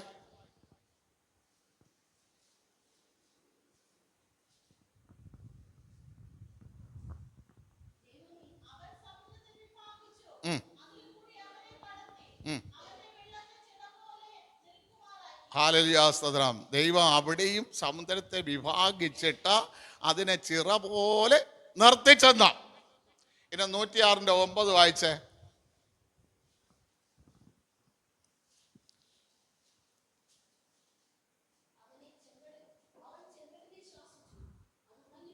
കേട്ടാ, ഇവിടെ എന്ത് ചെയ്തെന്നാണ് എഴുതിയിരിക്കുന്നത്? ശാസിച്ചു. അതാണ് നമ്മളെ അടുത്തൊക്കെ പറയണ രോഗശാന്തിയെ ശാസിച്ച് പ്രാർത്ഥിക്കായി, പ്രതികൂലത്തെ ശാസിച്ച് പ്രാർത്ഥിക്കായി. അതിൻ്റെ അവിടെ തമാശ പറഞ്ഞല്ല നിൽക്കേണ്ടത്. ശാസിച്ച് പ്രാർത്ഥിക്കണം. അവൻ ശാസിച്ചു, അത് ഉണങ്ങിപ്പോയി. അപ്പൊ സങ്കീർത്തനത്തിൽ എത്ര വാക്ക്?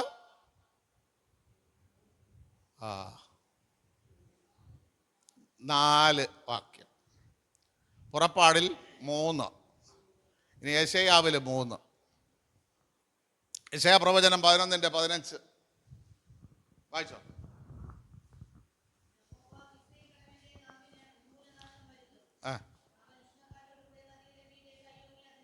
കണ്ടാ, ഇവിടെ എഴുതിയിരിക്കണ കേട്ടാ,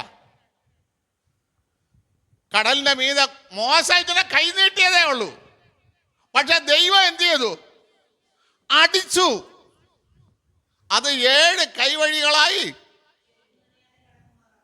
പിരിഞ്ഞ ദൈവം ചെങ്കടലിലെ കൂടെ ചെരുപ്പ് നനയാതെ പോയി. അപ്പൊ പ്രതികൂലത്തിന്റെ മുമ്പിൽ ചെന്ന് നിന്ന് കളിക്കരുത്. അടിക്കാനുണ്ടെങ്കിൽ അടിക്കണം, ശാസിക്കാനുണ്ടെങ്കിൽ ശാസിക്കണം. മനസ്സിലായില്ലേ? ആ അധികാരം നമ്മളെ കയ്യിൽ വേണം. 51:9-10 വാക്യമാര്.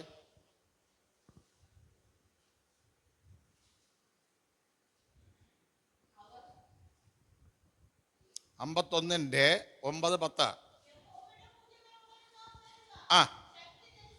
ആ ആ ആ അപ്പൊ ഈ സമുദ്രം ദൈവമക്കൾക്ക് പ്രതികൂലമായി നിൽക്കുന്ന ഒരു രഘബ് എന്ന് പറയുന്ന സർപ്പം.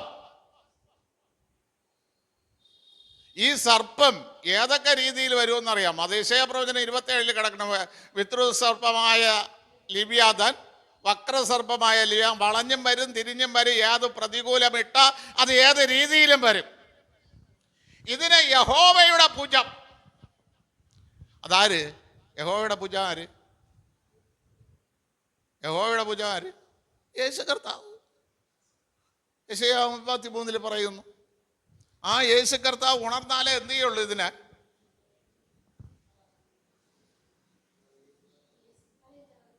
തലയെ തറക്കാൻ പറ്റൂ. മനസ്സിലായില്ലേ? കർത്താവ് ഉണരണം. കർത്താവ് നമുക്ക് വേണ്ടി ഉണർന്നാലേ ഈ തലയെ എന്ത് ചെയ്യാവുള്ളൂ. അപ്പൊ കർത്താവ് ഇപ്പൊ നിങ്ങളെയൊക്കെ പടകിൽ എന്ത് ചെയ്യാണ്? ഉറങ്ങണം.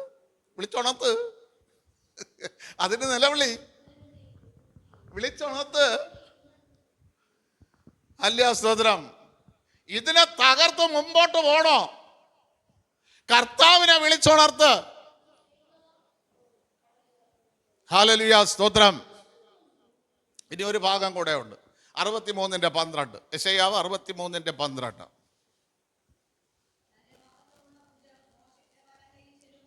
ആ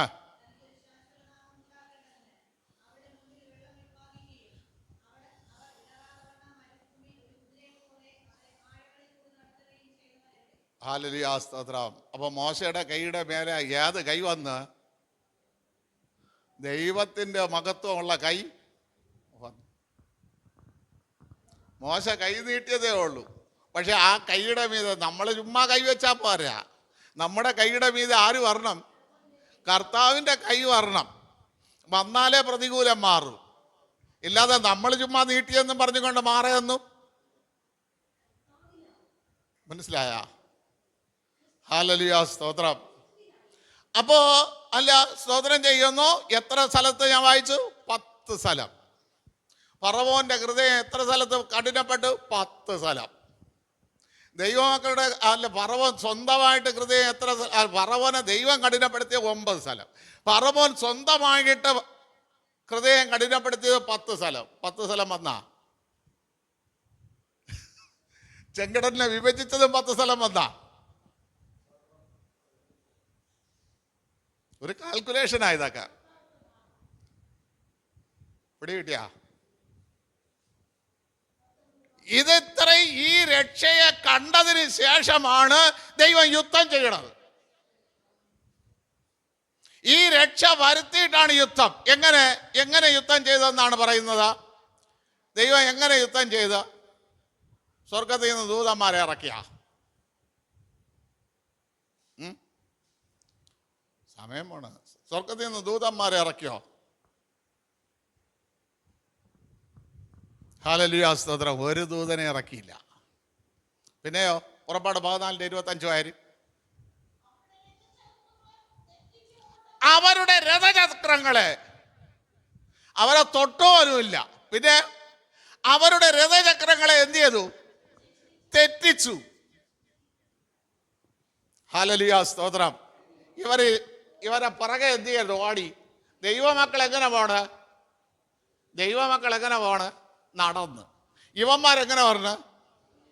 രഥത്തിൽ പറഞ്ഞ. അപ്പോൾ എങ്ങനെയായിരുന്നാലും ദൈവമക്കളുടെ അടുക്കൽ ഇവന്മാർ ഓടി എത്തും. അപ്പൊ ദൈവം എന്ത് ചെയ്ത്? ഈ ചക്രങ്ങളെ അങ്ങ് തെറ്റിച്ച്. പിടികിട്ടിയ? ഹല്ലേലൂയ സ്തോത്രം. ഈ ചക്രങ്ങളെ തെറ്റിച്ചു. ചക്രത്തിന്റെ അച്ച് ശരിക്കും പറഞ്ഞാൽ എന്ത് ചെയ്ത്? ഒന്ന് ഊരിക്കൊടുത്ത്. ഇതിന്റെ അച്ച് ഊരിയപ്പോ ചക്ര ഊരി പെയ്. അടുത്ത ചക്രങ്ങളെ തെറ്റിച്ചു. അല്ല, ഒന്നുകൂടെ പറയാ. ചക്രങ്ങളെ തെറ്റിച്ചു, ഓട്ടം പ്രയാസമുള്ളതാക്കി. ദൈവത്തിന്റെ യുദ്ധം കണ്ട? അല്ലാതെ വാളുകൊണ്ടും കുന്തം കൊണ്ടും ഒന്നല്ല. അവരുടെ ഓട്ടത്തെ എന്ത് ചെയ്തു?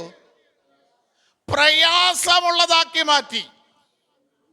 ഹല്ലേലൂയ, സ്തോത്രം. ദൈവം സകല ജഡങ്ങളുടെയും ദൈവമാണ്. ഈ ഫറവോന്റെ ദൈവം ആരെയുണ്ട്? നമ്മുടെ ദൈവം തന്നെ. അവസരം കൊടുക്കുകയാണ്. ഹല്ലേലൂയ, സ്തോത്രം. മനസ്സിലായി? അവസരം കൊടുക്കുകയാണ്. അവരെ യുദ്ധം ഓട്ടം പ്രയാസമുള്ളതാക്കി മാറ്റി. ആ ആ ആ ഹല്ലേലൂയ, സ്തോത്രം. അവർക്ക് തന്നെ മനസ്സിലായി ഇതാര് യുദ്ധം ചെയ്യാൻ തുടങ്ങിയെന്ന്. ഒരിക്കൽ തവള കയറിയപ്പോൾ അവർ മന്ത്രവാദികൾ പറഞ്ഞത് ദൈവത്തിൻ്റെ വിരലാണ്, മര്യാദയ്ക്ക് അവരെ വിട്. അവൻ്റെ ഹൃദയം കഠിനപ്പെട്ടു, അവൻ അത് ശ്രദ്ധിച്ചില്ല. ഇപ്പൊ പറയാണ് നമ്മൾ തിരിച്ചോടുക, രക്ഷയില്ല. അവർക്ക് വേണ്ടി ദൈവം ഇതാ യുദ്ധം ചെയ്ത് തുടങ്ങിക്കഴിഞ്ഞു. ഇവരെ അരിച്ച് തിരിച്ചോടി രക്ഷപ്പെടാന്ന്. ദൈവം മോശയോട് പറഞ്ഞു, നീ പെട്ടെന്ന് കൈ എന്ത് ചെയ്ത് കയ്യിൽ നീട്ടാൻ പറഞ്ഞു. ഹല്ലേലൂയ, സ്തോത്രം. യുവമാർ ഓടി ഒന്നും എന്ത് ചെയ്യരുത്, രക്ഷപ്പെടരുത്. ഇത്രയും നേരം നിങ്ങളെ ഓട്ടിച്ചില്ലേ? മനസ്സിലായ? ഇത്രയും നേരം നിങ്ങളെ ഓട്ടിച്ചില്ലേ? ഇനി ഇവരെ ഇവിടെ കിടന്നാൽ ഇനിയും മരുന്ന് ഓട്ടിക്കും.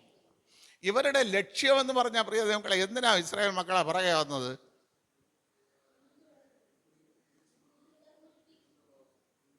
എന്തിനാ? ആര് പിന്തുടർന്ന് വരട്ടെ, പിടിക്കട്ടെ, എല്ലാം ചെയ്യട്ടെ. എന്തിനാ ഓടിയത്? ദൈവമക്കൾ 430 വർഷം ജോലി ചെയ്തതിൻ്റെ കൂലി ചോദിക്കാൻ പറഞ്ഞ് അവർ സ്വർണ്ണാഭരണങ്ങളും വെള്ളിയും പാത്രങ്ങളുമായിട്ട് എല്ലാം എന്ത് ചെയ്ത് കൂലി പറക്കിയായിട്ട് ഓരോരുത്തർക്ക് കൊടുത്ത്. ഇത്രയും നന്മ ആരെ കയ്യിലിരിക്കണം? ഇസ്രായേൽ മക്കളെ കയ്യിലിരിക്കണം. അതാ ഫറവോൻ പറഞ്ഞത്, ഞാൻ പിന്തുടരും, കൊള്ള അവരയിലിരിക്കുന്ന കൊള്ള അത്രയും ഞാൻ പങ്കിടും. മനസ്സിലായില്ലേ? അല്ല, 15:9 വായിച്ചു നോക്ക്.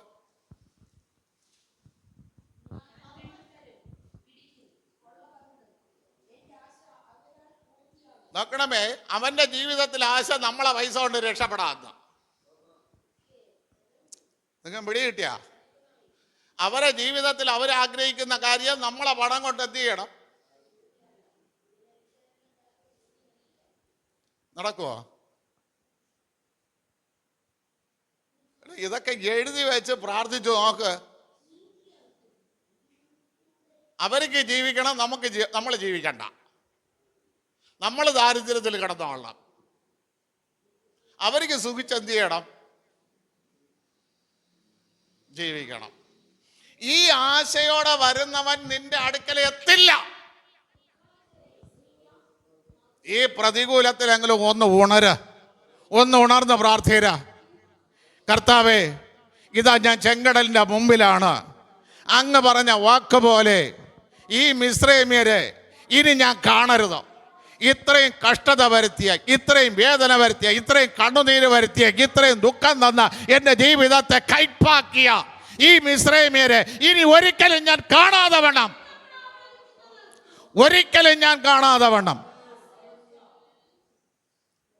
എനിക്കൊരു വിടുതൽ വേണം. ഈ ഉപവാസ പ്രാർത്ഥനയിൽ ഞാൻ പറഞ്ഞതെല്ലാം എഴുതിയിട്ട് കുറിച്ച് വെച്ചിട്ടുണ്ടാ? കുറിച്ച് വെച്ചാ? ഹല്ലേലൂയ, സ്തോത്രം. വീട്ടിൽ ചെന്നിരുന്ന് കുത്തിയിരുന്ന് പ്രാർത്ഥിക്കും. ബുദ്ധിയോടെ പ്രമാണം കൊണ്ടുപോയില്ലേ? കുത്തിയിരുന്ന് പ്രാർത്ഥിര. ഹല്ലേലൂയ, സ്തോത്രം. വേല ചെയ്തിട്ട് ജോലി ചെയ്തിട്ട് കൂലി തരാതെ ജീവിതത്തെ കൈപ്പാക്കില്ലേ? അവർക്ക് വിരോധമായിട്ട് കുത്തിയിരുന്ന് പ്രാർത്ഥിര. ഹല്ലേലൂയ, സ്തോത്രം. തലമുറയുടെ നല്ല ഭാവി കാണാൻ കഴിയാതെ വണ്ണം തലമുറകളെ വഴിതെറ്റിച്ച് അവരുടെ ഭാവിയെ നഷ്ടപ്പെടുത്തുന്ന ദുഷ്ടശക്തി അടുക്കാതെ വണ്ണം കുത്തിയിരുന്ന് പ്രാർത്ഥിര. നിങ്ങൾക്കറിഞ്ഞോടെ, ഒരു പെൺകുട്ടി ജനിക്കുന്നതിനേക്കാൾ പ്രതികൂലമാണ് ഒരു ആൺകുട്ടി ജനിക്കുന്ന കുടുംബം. കാരണം ആ കുട്ടിയോട് പോരാടാൻ ദേശത്തിലെ ശക്തി കൊണ്ട് ഭൂമിയുടെ ആധിപത്യമുണ്ട്. അത്രയും പ്രതികൂലമാക്കില്ല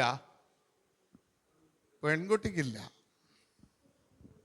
അതെവിടെ പോകാനുള്ളത്? ഈ ദേശവും ഈ ഭൂമിയും വിട്ട് പോകാനുള്ളത്. ഹല്ലേലൂയ, സ്തോത്രം. ഇതിന് ആൺതലമുറ ജനിക്കാതിരിക്കാൻ വേണ്ടി ദേശത്തിലെ ശക്തി എന്ത് ചെയ്യും? പോരാടും. അപ്പൊ അതിനെല്ലാം വെല്ലുവിളിച്ച് ഈ വചനങ്ങൾ എഴുതി വെച്ച് പ്രാർത്ഥിച്ചാൽ മാത്രമേ ആൺതലമുറയുടെ നല്ല ഭാവി കാണാൻ കഴിയൂ.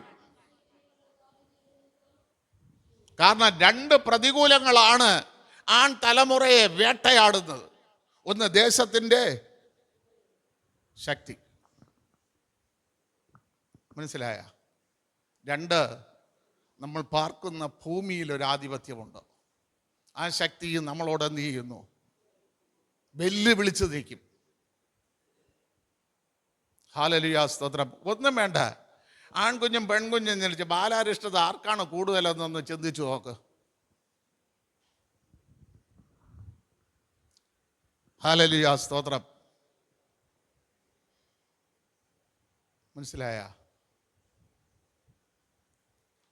അപ്പൊ ഈ പ്രതികൂലങ്ങൾ ഇട്ട് നമ്മളോട് പോരാടുന്ന ശക്തിയെ അല്ല ഇനി ഒരു നാൾ എൻ്റെ ഭവനത്തിൽ ഉണ്ടാകരുതെന്ന് അടിവരയിട്ട് പ്രാർത്ഥിക്കണം. 3, ദേശത്തിൽ ഹാല്യോസ്തോത്രം സഭാരാധന മുടക്കുന്ന ശാപമാണ്.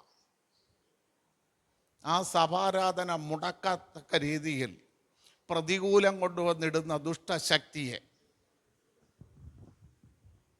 എൻ്റെ കുടുംബത്തിൽ നിന്ന് നീക്കിത്തരണമേ എന്ന് എന്ത് ചെയ്യണം? പ്രാർത്ഥിക്കണം. 4, നമുക്കൊരു സർക്കാർ വെച്ചിട്ടുള്ള ഒരു വേജസ് ഉണ്ട്, മിനിമം വേതനം. എത്ര രൂപ അനീഷ? എത്ര രൂപ സർക്കാർ വെച്ചിരിക്കുന്ന മിനിമം വേതനം? ഒരു ദിവസം 770 രൂപ.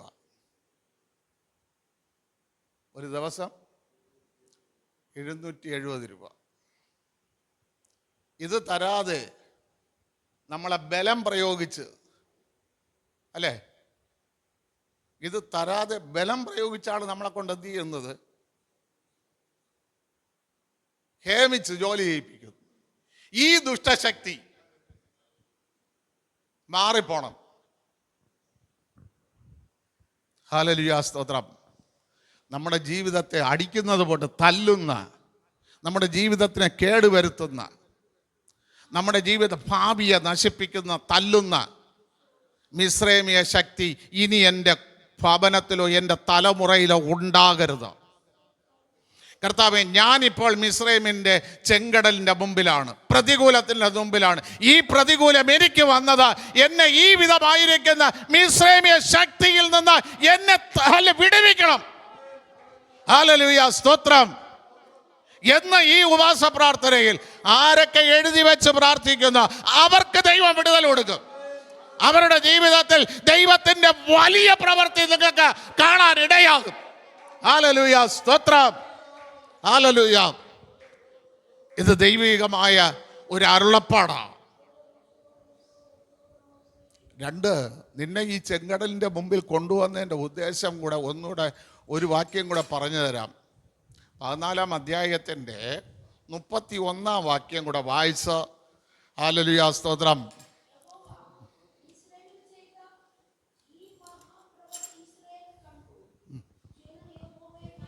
1, നീ എന്ത് ചെയ്യണം? ദൈവത്തെ ഭയപ്പെടണം. ദൈവം അതിനും കൂടെ കൊണ്ടുവന്നത്. എത്ര കാഠിന്യമുള്ള ജോലി ചെയ്തിട്ടും ദൈവത്തെ എന്തില്ല? ഭയമില്ലെന്നേ. ദൈവത്തിൽ ഭയമില്ല.